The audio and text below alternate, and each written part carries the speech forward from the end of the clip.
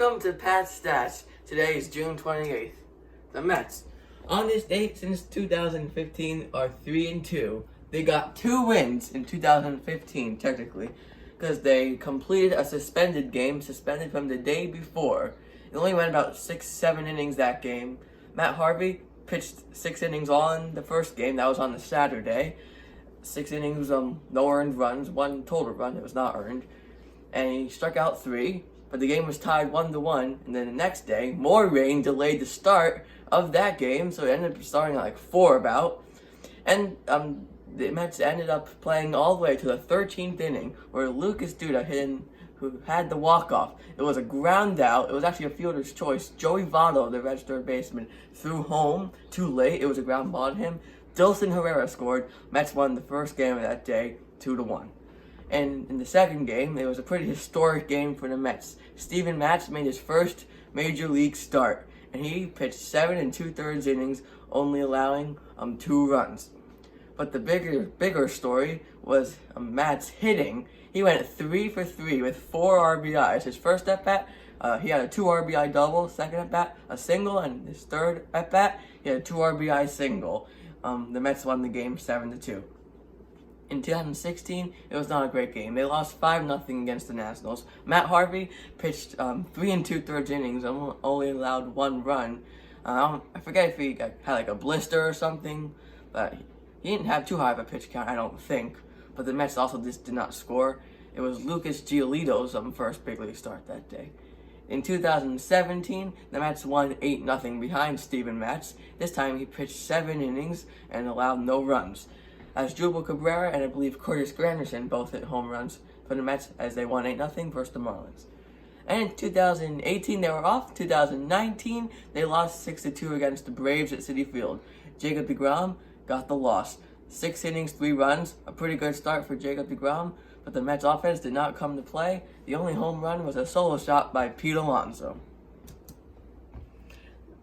Now we're going to talk about Jeff McNeil. We all know he's a very good hitter. He has a very high average, hits to all fields. We're not going to talk about why he's a good hitter, but just how good he is. We're going to look at this by looking a lot at spray charts, where he hits the ball, where it is in the zone, and stuff like that. To get started, here is the general spray chart. We're going to look at these two and the stats below it the most. You can see he hits it all over the field. I mean, he got a total of 2,065 pitches, so, he's going to hit it a lot. But we're going to break it down into where the pitch is located and what pitches are thrown to him to see how he does. Against fastballs, he hits 340. He got a total of 1,256 fastballs last year, and you can see how he sprays the ball across the field. Of course, he gets the most fastballs, so it's hard to pinpoint one. But overall, very good hitter with fastballs. For curveballs, he bats .256. Not good, but not bad. For McNeil, that's bad, but for a lot of hitters, that's good against curveballs. You see most are located down and away. You can see he doesn't really hit curveballs the other way, but he will get hits to right field because he's a lefty, McNeil. For changeups, he gets them down and away, and he bats .348 against them. He had 2 home runs against changeups, and he will spray changeups to left field. You can see over there, and one right there. But again, most will always go to right field. For sinkers, he bats .400 against them. Again, look at them. You have some over here, you have some in center, you have some in right, and you get sinkers pretty much all over the place. This is home plate. More down and away, but really all over the place for that. That's a mistake. This is actually sliders. It says sinkers. This is sliders, and he bats .250 against them. He will hit a couple to left field, but overall he'll hit them to the right side. So when teams shift against McNeil for some very bad reason, I hope they throw him sliders, because sliders and sinkers, because he seems to pull them a lot. Moving on from what pitches he's thrown, we'll talk about when pitches are in a certain zone. This is zone 1. This is up and away from McNeil, and he bats .217. It's a pretty hard spot to hit, but you do see that he has a couple hits in the center and left field. He doesn't get a whole bunch of pitches in this zone. 81, still a good amount, but not a lot. In zone 2, it's high and up, and middle up, I should say. 276. Overall, it goes to right field, but he did have no home runs with this. He's more of a low ball hitter, but he will get hits at least. In zone 3, which is up and in, a 333 batting average. He missed 6 times. That's pretty good. And you can see most again go to right field. So he'll hit the high ones. He'll pull the high ones. Now we go middle and away for McNeil, and this is where it starts to get good. 390 batting average, 2 home runs. You can see all these hits he has in left and left center field. Yeah, he likes to slap the ball the other way when it's like that. Down the middle, every hitter is going to hit good. McNeil bats 340, and he hits it all over the field. He had 4 home runs, only missed 15 times, and swung 93% of the time when it was right down the middle. For zone 6, that's middle and in. A lot of lefties will hit good when it's like this, and so does McNeil. He bats 303. He has 3 home runs here. He will pull them. You can see a bunch of home runs to right and right center field. He have a couple hits to left field. He only missed 5 times. So yeah. Zone 7, which is down and away. And this is really very impressive. A 415 batting average. You see all these purple are singles. If you see the color code over here, it might be hard to see on the camera, but those 3 are hits. That's a hit. And he sometimes will even pull those, and it's pretty good. 3 home runs also, including 1 to left center field.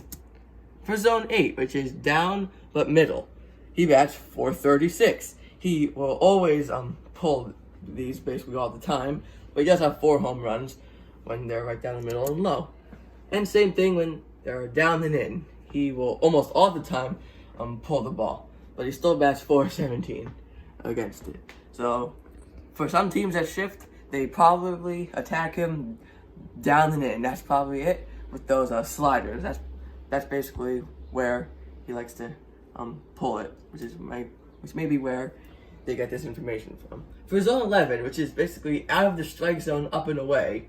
I mean, players aren't going to bat good when the pitch is a ball, but he still had 3 hits and they went to left center, right center, and second base.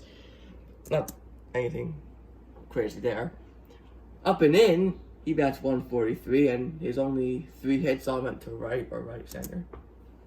But then you get to down and away, and they're not even strikes, but McNeil had 24 hits. You see them all over here. He sprays them all over the field, but it's very impressive that he goes to left field on balls down and away. That's hard to do, and McNeil does it. That's what makes him a good hitter. Down and in when it's a ball, he'll pull it just like down and in when it's a strike. Similar numbers, 207 batting average, 1 home run. When the pitches are in the zone, most hitters would do good. So does McNeil with a 363 batting average. And it's all over the field. I mean, like most hitters, they're going to pull it most of the time. But McNeil has a wide variety of where he hits the ball. Out of the zone, he still bats 224, better than some hitters, but not very good batting average overall. But still, you see it. This is like an overall. We touched on when it was out of the zone. But overall, he hits it all over the field. The shadow is basically like just the edge of the strike zone and like the edge of the, whatever you want to call it, the non-strike zone. And he bats 290 against it. So like basically, I'd say half our strikes and half our balls. And that's how McNeil has a very high batting average when all those pitches were over here.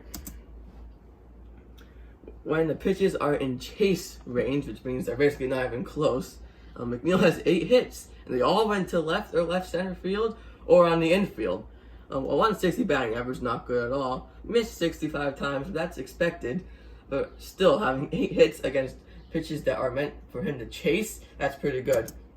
And finally, the waste pitches, the pitches that are absolutely nowhere near the zone, and he even got one hit. It was a hit to left center field. Let's see if we can find it. I can't seem to find it on this, but overall, McNeil, you can clearly see that he hits the ball all over the field. And whether it's up down, in or out, he'll hit it to right, center, or left. So that's all for Pat's stats today. We'll see you tomorrow.